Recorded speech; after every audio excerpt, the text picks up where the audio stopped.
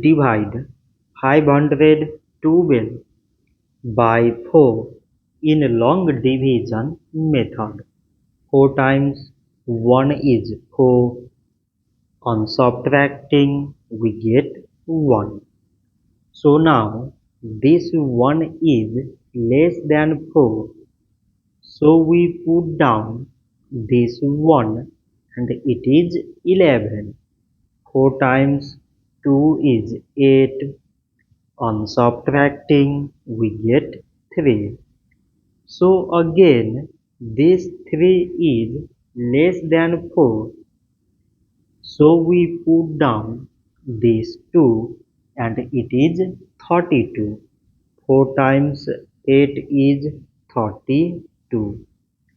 On subtracting we get 0. So 512 divided by 4 is 128. So this much for today and thanks for watching.